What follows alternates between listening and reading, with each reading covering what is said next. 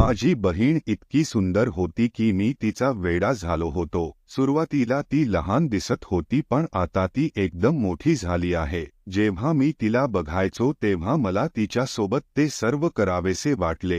एके दिवशी मी दीदीला काकडी वापरताना पाहिले। ती तिच्या खोलीत एकटीच बसली होती आणि तिच्या हातात एक मोठी काकडी होती। ते पाहून मी स्तब्ध झालो होतो। तर मित्रांनो, कसे आहात सर्वजण? आजची गोष्ट ऐकून तुम्हीही आश्चर्यचकित व्हाल। ही गोष्ट माझ्या बहिणीची आहे। तिचे नाव शीतल आहे। ती दिसायला खूप सुंदर दिसते। तिला एकदा कोणी पाहिलं तर ती तिच्यासोबत ते सगळं करण्याची कल्पना करू लागेल। माझी बहीण आता पूर्णपणे मोठी झाली होती। ती 25 वर्षांची होणार होती, पण अजून तिचे लग्न झाले नव्हते। मम्मी पप्पांनी दीदीसाठी अनेक नाती पाहिली पण त्यांचे लग्न कुठेच जमले नाही। जेव्हा पप्पांनी एका ज्योतिषीला दीदीची कुंडली दाखवली तेव्हा कळले की दीदीच्या कुंडलीत दोष आहे। जसजसे दिवस वाढत होते तसे दीदीला ते सर्व करण्यात खूप रस येत होता। दीदींना जे हवं होतं ते लग्नाआधी होऊ शकत नव्हते। एके दिवशी मी दीदीला त्या अवस्थेत पाहिले ज्यात मी बघायला नको होत। मी काही कामानिमित्त दीदीच्या रूममध्ये गेलो होतो। मी पाहिले की दीदी काकडी वापरत होती। तिने मला पाहून लगेच काकडी लपवली आणि मी पण काही पाहिले नाही असे नाटक केले। मी म्हणालो, दीदी तुला मम्मी बोलवत आहे। त्यानंतर मी तिच्या रूममधून बाहेर आलो। दीदी ज्या प्रकारे काकडी वापरत होती मला आश्चर्य वाटले। ती एक मोठी काकडी होती। आज पूर्वी मी दीदीला हे सर्व करताना कधीच पाहिले नव्हते। तशी तर माझी बहीण खूप भोळी वाटत होती, पण तिच्या भोळ्या चेहऱ्यामागे आणखी एक चेहरा आहे हे मला माहीत नव्हते। मी दीदीला पाहिल्यावर तिलाही कळले असेल की मी तिला काकडी वापरताना पाहिले आहे। मी पाहिलं, पण मी याबद्दल काही बोलत होतो ना दीदी बोलत होती। मग संध्याकाळी आम्ही सगळे बसून जेवत होतो। मग दीदी मला काहीतरी इशाऱ्याने बोलत होती पण मला तिचा इशारा समजला नाही। मी जेवल्यावर दीदी म्हणाली, चल भैया आपण गच्चीवर फिरू। मला आतून वाटू लागलं की कदाचित दीदींनी त्या गोष्टीबद्दल काहीतरी विचारावं। त्यानंतर मी दीदीला घेऊन टेरेसवर गेलो। आम्ही दोघं काही वेळ गप्प राहिलो। मला वाटलं आधी दीदी बोलतील आणि तिला वाटलं की आधी मी बोलेन। मग मी दीदीला विचारलं, तू मला टेरेसवर का बोलावलं आहेस? मग दीदी एकदम हळू आवाजात म्हणाली, तू मला ते करताना पाहिलं होतंस ना? मला काही माहीत नसल्यासारखे मी म्हणालो, दीदी मी काय करताना पाहिलं? दीदी म्हणाली, ती गोष्ट मी त्या दिवशी खोलीत काकडी वापरत होते। मी म्हणालो, दीदी मला काही दिसलं नाही। दीदी म्हणाली, मला सगळं माहीत आहे, तू खोट बोलत आहेस, तू तेही पाहिलं होच। दीदी मला वारंवार त्याबद्दल विचारत होती, म्हणून मी म्हणालो, हो ताई मी पाहिलं होतं, पण मला एक गोष्ट सांग, तू असं का करत होतीस? मग दीदी माझा हात धरून खाली बसवले आणि म्हणाली, हे बघ दादा, तुला बायकांबद्दल माहिती नाही। जेव्हा आम्ही पूर्णपणे मोठे होतो ना तेव्हा हे सगळं केल्याशिवाय जगणं आमच्यासाठी खूप अवघड असतं। मी म्हणालो, ताई एक दिवस तुला ते सगळं करण्याची संधी मिळेल, मग तू आतापासून वेळ का वाया घालवतेस? मग दीदी म्हणाली, तुला माझा मुद्दा समजणार नाही आणि ती खाली गेली। दीदीला ते सगळं माझ्याबरोबर करायचं होतं, ते सगळं मी समजून घेत होतो, नाहीतर ती मला अशा प्रकारे बोलावून त्या सगळ्याबद्दल बोलली नसती। खरं सांगायचं तर मलाही खूप बरं वाटलं। हळूहळू काही दिवस निघून गेले, पण दीदीचं लग्न कुठेच ठरलं नव्हतं। मम्मी पप्पालाही खूप टेन्शन येत होत की मोठी मुलगी घरात बसली आहे। मग एके दिवशी मी आईला विचारले की दीदीच्या कुंडलीतील दोषावर उपाय नाही का? मग आईने उत्तर दिले नाही आणि म्हणाली की तू या प्रकरणात पडू नकोस, तू फक्त तुझ्या अभ्यासावर लक्ष दे। आईच्या बोलण्यावरून असे वाटले की उपाय काहीही असला तरी तो सोपा नव्हता। त्यानंतर मी माहिती घेण्यासाठी त्याच ज्योतिषीकडे गेलो ज्याने दीदीची कुंडली पाहिली होती। मी त्यांना उपाय विचारला तेव्हा उपाय ऐकून मीही भारावून गेलो। ज्योतिषी म्हणाला, तुझ्या दीने लग्न केले तर तिचा पहिला नवरा 2 दिवसांनी संपेल, त्यानंतर दुसरे लग्न पूर्ण होऊ शकते। पण ज्याला माहित आहे की लग्न झाल्यावर तो 2 दिवसांनी संपेल तर तो लग्न का करेल? मग मी म्हणालो, बाबा हा अतिशय चुकीचा मार्ग आहे. मला असा मार्ग सांगा ज्यात कोणाच्याही जीवाला धोका होणार नाही. मग तो म्हणाला की एक मार्ग आहे. त्याचं बोलणं पूर्ण होण्याआधीच त्याला हार्ट अटॅक आला आणि सगळे माणसे त्याला दवाखान्यात घेऊन गेले.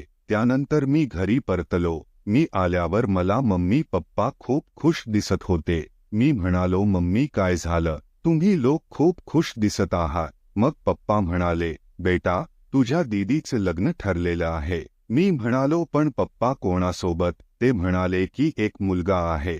मी म्हणालो, पण पप्पा तुम्हाला ज्योतिषीचं बोलणं आठवतं का? दीदीशी लग्न करणारा मुलगा लग्नाच्या 2 दिवसांनंतरच संपेल ना? आई म्हणाली, बेटा आता आपल्याकडे या व्यतिरिक्त दुसरा मार्गच नाही. आपण दीदीच पुन्हा लग्न करून देऊ. मी म्हणालो, पण आई त्या मुलाच्या घरच्यांचे काय होईल? बाबा म्हणाले, हो बेटा तुझं म्हणणं बरोबर आहे. आपण फक्त आपल्या मुलीचा विचार करत आहोत, पण त्या मुलाचा विचार करत नाही. शीतलच्या दोषामुळे कोणाला जीव गमवावा लागेल? मी म्हणालो, पप्पा थंड मनाने काम करा. काहीतरी मार्ग नक्कीच सापडेल. त्यानंतर मी शीतलच्या खोलीत जवळ गेलो. तेव्हा मी खोलीच्या बाहेर होतो तेव्हा मला शीतलच्या रूममधून त्या चित्रपटाचा आवाज ऐकू आला. मग मी हळूच दारात गेलो आणि पाहिले की दरवाजा आतून बंद आहे. मग मी हळूच छतावर गेलो कारण वर शीतलच्या खोलीत एक खिडकी होती जी छताला जोडलेली होती. मी तिथून लपून बघत होतो. मग शीतल तीच सिनेमा बघत होती. शीतल हे सगळं करायला इतकी उत्सुक होती की मलाच कधी कधी तिच्यासोबत असं करावंसं वाटायचं, पण सखी बहीण असल्याने मी थांबायचो. त्यानंतर मी खाली गेलो. मला भूक लागली होती तर मी मम्मीला म्हणालो की लवकर जेवण कर, मला भूक लागली आहे. जेवण झाल्यावर मी माझ्या रूममध्ये विश्रांती घ्यायला गेलो. मी माझ्या रूममध्ये झोपलो. मग अचानक दीदी माझ्या रूममध्ये आली. ती मला म्हणाली, भाऊ तू एक गोष्ट बघितली आहेस का? असं बोलून माझ्या समोर मोबाईल करून तोच सिनेमा दाखवू लागली. मी म्हणालो, दीदी तू हे सगळं काय करत आहेस? मग दीदी म्हणाली, बघ तर खूप मजा येईल. मी म्हणालो की सगळं ठीक आहे पण मी तुझा भाऊ आहे. दीदी म्हणाली, म्हणून काय झालं? आपणही ते सगळं करू शकतो. यात वाईट काय आहे? मग मला पप्पा बोलवत होते. मी त्यांच्याकडे गेलो. त्यानंतर रात्री जेवण करून झोपायला गेलो. मला सवय होती की मला 1 वाजेच्या आधी झोप लागत नव्हती. माझ्या घरातले जेव्हा सारे झोपी जातील तेव्हा मला झोप यायची. रात्रीचे 12 वाजले होते. मी माझ्या खोलीत झोपलो होतो. मग मला वाटले की माझ्या खोलीत दुसरे कोणीतरी आहे. मी लगेच सर्व लाईट चालू केले. मग मला पडद्यामागे कोणाचे तरी पाय दिसू लागले. मी जाऊन पडदा काढला. मग दीदी लपून बसली होती. ती म्हणाली, तू घाबरलास ना? मी म्हणालो, दीदी रात्रीचे 12 वाजले आहे, गंमत करायची वेळ आहे का? मग दीदी माझ्या बेडवर जाऊन झोपली. मी म्हणालो, दीदी तुम्ही तुमच्या रूममध्ये जा, मला झोपायचे आहे. मग दीदी म्हणाली, आज मी पण तुझ्या रूम मध्ये झोपते. मी म्हणालो, दीदी तू तुमच्या रूम मध्ये जा आणि झोप. मग मी दीदीचा हात पकडून तिला तिच्या रूममध्ये सोडले. दीदीच्या सवयी दिवसेंदिवस खराब होत चालल्या होत्या. जर तिचं लग्न लवकर झालं नाही तर ती माझ्याबरोबर ते सगळं करायला लागेल. शेवटी मी पण आता मोठा झालो होतो. मग मी स्वतःला किती दिवस रोखू शकेन? मग मला आठवले की ज्योतिषी मला दुसरा कुठला तर मार्गाबद्दल सांगणार होते. मग त्यांना हार्ट अटॅक आला होता. त्यानंतर मी पुन्हा त्यांच्याकडे गेलो. मी त्यांना त्यांची तब्येत विचारली. ते आता पूर्णपणे निरोगी होते. मी म्हणालो, पंडितजी त्या दिवशी तुम्ही मला दीदीबद्दल काही उपाय सांगणार होतात.